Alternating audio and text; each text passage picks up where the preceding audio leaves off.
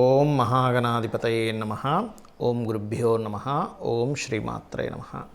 పరమేశ్వర స్వరూపమైనటువంటి జ్యోతిష, వాస్తు మరియు ఇతర అనేకమైనటువంటి శాస్త్రములను మనకు అందించినటువంటి మహర్షులకి నమస్కారం. హయగ్రీవ హయగ్రీవ హయగ్రీవేతి యో వదేత్ తస్య నిస్సరతే వాణి జహ్నుకన్యా ప్రవాహవత్. అరుణాం కరుణాతరంగితాక్షీం ధృతపాశాంకుశ పుష్పబాణచాపాం అనిమాదిభిరావృతాం మయూకైః అహమిత్యేవ విభావయే భవానీం. శ్రీమాత్రే నమః. ప్రేక్షకులకి లలితాంబిక అమ్మవారి యొక్క అనుగ్రహం పరిపూర్ణంగా కలగాలని మనస్ఫూర్తిగా కోరుకుంటూ మనం ఈరోజు చెప్పుకోబోయేటువంటి టాపిక్ ఏమిటంటే, శని భగవానుడు మనకి వచ్చే సంవత్సరం మార్చ్ 29వ తేదీ నుంచి మారిపోతున్నాడు. ఎక్కడి నుంచి? కుంభంలో ఉండేటువంటి శని మీనంలోకి మారుతున్నాడు. దీనివల్ల ఏ రాసుల వారికి అర్ధాష్టమ శని, అష్టమ శని, ఏలినాటి శని అయిపోతుంది, ప్రారంభమవుతుంది. ఇది ఒక విషయం మీకు ఈ వీడియో ద్వారా నేను మీకు ఇచ్చే అవేర్నెస్ ఏంటంటే, అనవసరమైనటువంటి భయాలు, ఏలినాటి శని నడుస్తుంది, అర్ధాష్టమ శని నడుస్తుంది, అష్టమ శని నడుస్తుంది అనేటువంటి భయాలు పోగొట్టుకోవడం ఎలాగా. సింపుల్గా శని అంటే శని అని కాదు, కర్మ. ఇక్కడ కర్మ అని రాసిన చూడండి. అసలు కర్మ అనేది మనం మర్చిపోతున్నాం, అందుకే చిన్నగా రాసా. శని అనేది మాత్రమే మనం గుర్తుపెట్టుకుంటున్నాం, పెద్దగా రాసా. ఎందుకంటే ఇంతసేపు శని శని శని అనుకుంటున్నాం, శని అంటే ఎవరో కాదు, మన కర్మ. ఇది గుర్తుపెట్టుకోండి. ఇక అర్ధాష్టమ శని ఎవరికి అయిపోతుంది, ఎవరికి వస్తుందో తెలుసుకుందాం. ఇక్కడ చూసుకున్నట్లయితే ఈ అర్ధాష్టమ శని ఇప్పుడు ప్రజెంటు వీరికి ఉంది, అంటే వృశ్చికం వారికి ఉంది. నెక్స్ట్ ధనస్సు వారికి రాబోతుంది. వృశ్చికం వారికి గతంలో ఏవైతే ఆగిపోయి ఉన్నాయో, కన్స్ట్రక్షన్స్ కావచ్చు, విద్యా సంబంధించిన విషయాలు కావచ్చు, ఒక నింద పడినటువంటి అంశం కావచ్చు, అవన్నీ క్లియర్ అవుతాయి. ఆ రోజు అనవసరంగా అన్నాం, ఈయన కాదంట అని తెలుస్తుంది. అది ఏదైనా కానివ్వండి. లైఫ్లో ఒక కన్స్ట్రక్షన్ స్టార్ట్ చేసాం, అది గతంలో దానికంటే ఇప్పుడు కొంతవరకు మెరుగ్గా ముందుకు కలుగుతుంది. ఒక ఫ్యాక్టరీ ప్రారంభించిన ఏదైనా, ఇది ఎప్పటి నుంచి? నెక్స్ట్ ఇయర్ 2025 మార్చి 29వ తేదీ నుంచి. ఇక మరి ఎవరికి వస్తుందండి అర్ధాష్టమ శని? ధనస్సు వారికి. ఎందుకంటే 4లో సంచరిస్తున్నాడు కదా.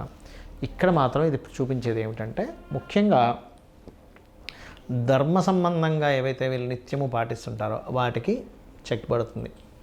ఎందుకు? అర్ధాష్టమ శని పిల్లలకేమో చదువు మీద, పెద్దలకేమో ధర్మ సంబంధంగా చేసే వాటి మీద, కన్స్ట్రక్షన్స్ మీద. ఇంకొంతమందికేమో ఆల్రెడీ ఒక టెంపుల్లో చేస్తున్నానండి, చక్కగా నాకు బాగుంది అనుకుంటే పురోహితులకు కూడా ఎక్కువ ప్రభావం చూపిస్తుంది. వాళ్ళు వేదమంత్రాలు నేర్చుకునేటువంటి వారికి, ముఖ్యంగా ధనస్సు వారికి, వేద పఠనం నేర్చుకుంటున్నారు, వీళ్ళకి ఎక్కువ ప్రభావం చూపిస్తుంటుంది. ఏదో బద్దకించడం, నాకు ఈ ఫీల్డ్ వద్దనుకోండి, ఇట్లాంటివి ఎక్కువ ఇస్తూ ఉంటుంది. ఇటువంటి వాటి మీద దీని యొక్క ప్రభావం అనేటువంటిది ఎక్కువ పడుతూ ఉంటుంది. అదేవిధంగా సహజంగా కూడా ఈ 4వ స్థానంలో శని జరిగేటప్పుడు ఇక్కడే ఉన్నాడు, ఆయన శని యొక్క ప్రభావం ఇక్కడ పడుతూ ఉంటుంది కదా. అంటే రాశి మీద లగ్నం అయితే లగ్నం, రాశి మీద అయితే రాశి మీద పడుతూ 4లో ఉంటాడు.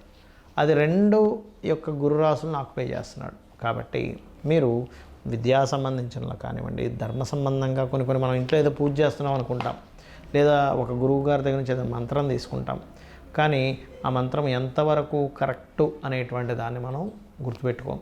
ఏదో తొందరపడిపోయి ఏదో చేసేస్తుంటాం, కానీ అందులో తప్పిదాలు పలుకుతున్నామా, ఇలాంటివి తెలియకుండా కొన్ని జరుగుతూ ఉంటాయి ధనస్సు వారికి. కాబట్టి ఈ యొక్క విషయాల్లో జాగ్రత్తగా ఉంటూ, ఇది 2.5 సంవత్సరాలు ఉంటుంది.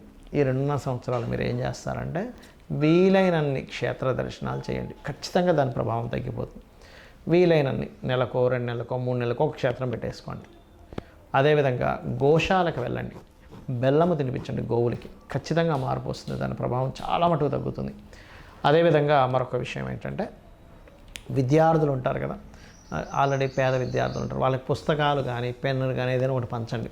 ఎందుకు? విద్యాస్థాన సంబంధాల మీద దాని ప్రభావం చూపిస్తుంది. కాబట్టి అలా చేయండి. వీలైతే గోదానం చేయండి, చాలా ప్రభావం ఉంటుంది గోదానం చేస్తే. అర్ధాష్టమ శనిలో ముఖ్యంగా అందరికీ కాదు, ఓన్లీ ధనస్సు రాశి లేదా ధనస్సు లగ్నం వారికి చేయండి. చేసినట్లయితే ఖచ్చితంగా మార్పు అనేటువంటిది వస్తుంది. అదేవిధంగా మరొక విషయం ఏంటంటే, తల్లిగారి ఆరోగ్య విషయంలో జాగ్రత్తగా ఉంటుండాలి. ధనస్సు రాశి వారికి సహజంగానే శని ఇక్కడ సంచారం చేసేటప్పుడు ధనులగ్నానికి తల్లిగారి ఆరోగ్య విషయంలో జాగ్రత్తగా ఉండాలి. కొంత ఎప్పుడైతే ఇక్కడికి వెళ్ళిపోయాడు ఇంకా క్లియర్ అయిపోద్ది అక్కడికి కర్మ అనేటువంటిది. కాబట్టి ఆ యొక్క విషయంలో చాలా చాలా చాలా కేర్ తీసుకోవాలి. మరి మీరు చేయవలసినటువంటి పరిహారాలు ఇప్పుడు చెప్పుకున్నాము, కొన్ని విషయాలు చెప్పుకున్నాము. అయితే ఇక్కడ మీరు ఎక్కువగా దత్తుణ్ణి మరియు కాలభైరవుణ్ణి ఎంత మీరు స్మరణ చేసుకుంటే, ఓం కాలభైరవాయ నమః అనే నామస్మరణ అద్భుతమైనటువంటి ఫలితాలను ఇస్తుంది. మీకు ఒక ముఖ్యమైనటువంటి విషయం తెలియాలి ఏంటంటే, శని కర్మ అని ఎందుకు రాశాము? శని ఒకటే కర్మని కాదు, ప్రతి గ్రహము కూడా మన కర్మ సంబంధంగానే మనం జన్మించినప్పుడు ఆ పొజిషన్లోకి వెళ్తుంది. ఇప్పుడు పూర్వజన్మల్లో మన యొక్క అధికారాన్ని దుర్వినియోగం చేసుకున్నాం అనుకోండి, రవి పాడైపోతాడు జాతకంలో. ఇంకొకరి మనసులు బాధ పెట్టాము, చంద్రుడు పాడవుతాడు. గైడ్ చేయాల్సింది మిస్గైడ్ చేశాము, జూపిటర్ పుడతాడు ఆ జాతకుడు. అంటే ఆ బలం స్ట్రెంత్ కోల్పోయింది. అంటే అలాగా ఒక ఎగ్జామ్లో కూర్చున్నాము, రాయాల్సినటువంటి ఎగ్జామ్ ఏదైతే ఉందో కరెక్ట్గా రాయకుండా తప్పులుగా రాస్తే ఏమవుతుంది, ఆ మార్కులు ఎలా తగ్గుతాయో ఆ యొక్క స్టూడెంట్కి సేమ్ యాజ్ ఇట్ ఈజ్. ఇవన్నీ మన ఎనర్జీస్ అనుకుందాము, గైడ్ చేయడము, మనసు, అధికారము, అదేవిధంగా మార్స్ అంటే కుజుడు అంటే ఏంటి, భూములకు సంబంధించినవి. ఎవరిదైనా భూములు లాక్కోవడము, లేకపోతే అన్నదమ్ముల విషయంలో నువ్వు ఒక రకంగా ప్రవర్తించడము. శుక్రుడు అంటే పెళ్లి, వివాహ సంబంధించిన విషయాల్లో నువ్వు ఎలా ప్రవర్తించావనే దాని మీదే ఈ జన్మలో నీకు వచ్చేటువంటి జీవిత భాగస్వామి, స్త్రీ కావచ్చు పురుషుడు కావచ్చు, ఉంటుంది. అలాగా కాలానికి మోక్షానికి కారకుడైన రాహుకేతువులు కావచ్చు, బుద్ధికి కారకుడైన బుధుడు కావచ్చు, ఇవన్నీ కూడా ప్లానెట్స్ అన్నీ కూడా కర్మ సంబంధమే. అయితే శనికి మాత్రమే ఎందుకు ఎక్కువ కర్మ సంబంధం అంటే, న్యాచురల్ కర్మస్థానాధిపతి అవుతాడు ఆయన. అన్నీ ఒక ఎత్తు, శని ఒక ఎత్తు. ఆయన ఏంటంటే సర్కిల్లో తిరిగేటప్పుడు ఆయన ఒక్కొక్క రాశిలోకి ఎంటర్ అవుతున్నప్పుడు మీ లగ్నం నుంచి కానీ మీ చంద్రుడి నుంచి కానీ ఇప్పుడు వీళ్ళకి ఏ కర్మని ఇవ్వాలి, లక్షలు కోట్లు కలిసి వచ్చే కర్మని ఇస్తాడు, బాగా అసలు అప్పులు పాలైపోయేటువంటి కర్మను కూడా ఆయన ఇస్తాడు. అది ఎలా అంటే, ఒక పోస్ట్ మ్యాను మనకి మనీ ఆర్డర్ ఆయన ఇస్తాడు, ఒక టెలిగ్రామ్ ఆయన ఇస్తాడు, వాడు చచ్చిపోయాడు అనేటువంటి టెలిగ్రామ్ ఆయన ఇస్తాడు, మనీ ఆర్డర్ ఆయన ఇస్తున్నాడు కదా.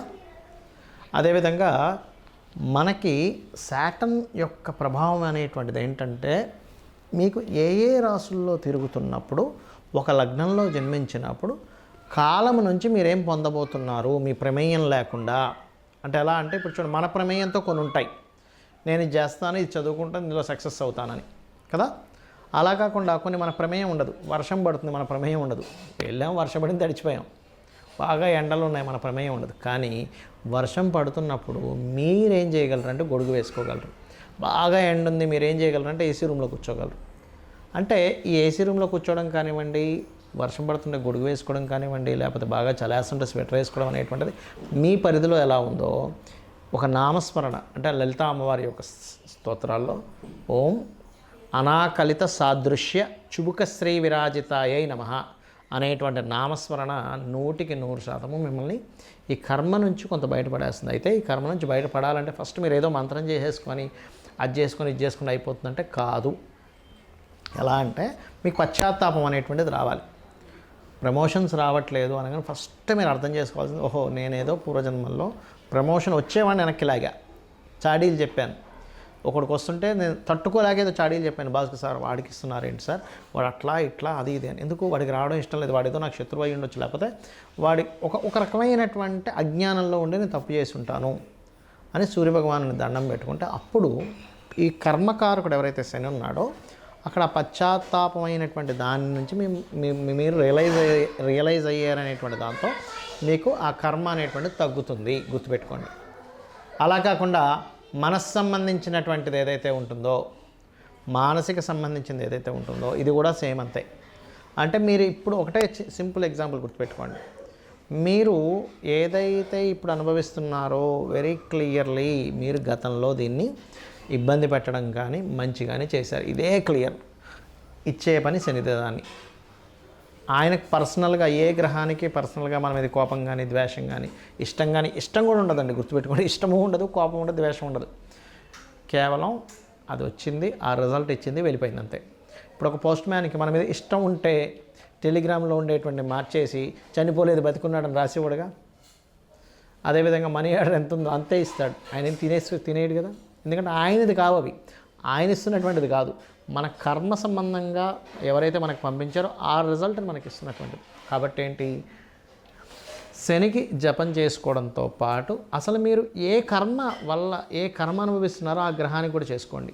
అంటే ఏంటి, ప్రమోషన్స్ రావట్లేదు, మానసికంగా ఇబ్బంది పడుతున్నారు, మూన్ అంటే చంద్రుడు, గొడవలు అవుతున్నాయి కుజుడికి, ఎందుకంటే కుజ సంబంధించింది ఈయన ట్రాన్స్ఫర్ చేసి ఇస్తున్నాడు మనకి. అదేవిధంగా బిజినెస్లో లాసెస్ అవుతున్నాయి బుధుడికి, ప్రతిదీ ఆటంకాలు ఏర్పడుతున్నాయి. కేతువుకి, శనితో పాటు కేతువు కూడా చేసుకోవాలి. అదేవిధంగా ఇక్కడ అనవసరమైన భయాలు వస్తున్నాయి, శనితో పాటు రాహువు కూడా చేసుకోండి. వివాహం అవ్వట్లేదు, శనితో పాటు శుక్రుడికి కూడా చేసుకోండి. ఇలా ఏంటంటే రవి, చంద్ర, బుధ, కుజ, గురువు, అంటే గురువులతోని సరైన గైడెన్స్ రావట్లేదు, లేదా మీరే మిస్గైడ్ అయిపోతున్నారు. అప్పుడు గురువు కూడా చేసుకొని శనికి కూడా చేసుకోండి. ఎందుకంటే ఈ మాట చెప్తున్నాను నేను మీకు. ఇప్పుడు మీరు చిన్న ఎగ్జాంపుల్ చెప్తాను, ఇది చెప్పి ముగిస్తాను నేను మీకు. ఇప్పుడు ఒక పెద్ద సంస్థ ఉంది, ఆ పెద్ద సంస్థలో మీరు జాబ్ చేస్తున్నారు. మీకంటే పై అధికారి మీకు ఒక నోటీస్ పంపించాడు, బాబు నువ్వు ఇది పరిస్థితి, నువ్వు జాబ్ మానేసాయని. అప్పుడు కేవలం ఈయనతో పాటు ఈయనకి చెప్పుకున్నప్పుడు ఏమంటాడు ఆయన, నాకు కాదు బాబు, నా పైన బాస్ ఉన్నాడు, ఆయన నువ్వు చెప్పుకో, ఆయన ఓకే అంటే నాదే ఉంది, నేను మధ్యలో వాడినే అంటాం కదా. అదేం లేదు, నువ్వు బాస్ కనుక ఒప్పుకుంటే నాకేం పోయింది చెప్పు, ఆయన బాస్ చెప్పాడు కాబట్టి నేను చేశాను అంటాడు. ఆ బాస్ ఈజ్ మీ కర్మ. ఈ మధ్యలో ఉన్నటువంటి పర్సన్ ఎవరైతే ఉన్నారో శని భగవానుడు, అంటే ఈయనకి సంబంధం లేదు, ఆయన చెప్పాడు ఆర్డర్ చేయమని, ఈయన ఇచ్చేశాడు. అలాగే మీరు ఏదైతే కర్మ చేశారో పాస్ట్ లైఫ్లో, అది పైన ఉన్నటువంటి మెయిన్ ప్లానెట్, ఆ మెయిన్ ప్లానెట్ కూడా మీరు చెప్పుకోవాలి. వీటన్నిటిని ప్లానెట్స్ని రూల్ చేసేది ఎవరు? అమ్మవారు. అందుకని అమ్మవారి యొక్క పాదాలు పట్టుకోండి. మీరు చేసినటువంటి తప్పిదాలు ఏవో ఉంటాయి పూర్వజన్మలో, తెలుసు తెలియకు అజ్ఞానం ఏదో చేస్తాం, చిన్నతనంతోనో ఈర్షతోనో ద్వేషంతోనో, అవన్నీ తల్లి నేను అవన్నీ తప్పుదాలు చేశాను, నన్ను క్షమించు అని అమ్మవారి పాదాలు పట్టుకొని మీరు కనుక ఓం అనాకలిత సాదృశ్య చుబుకశ్రీ విరాజితాయే నమః అని చెప్పి చేసుకున్నట్లయితే మీకు ఎటువంటి దోషాలు ఉన్నా సరే తొలగిపోవడం జరుగుతుంది. పశ్చాత్తాపంతో చేయండి.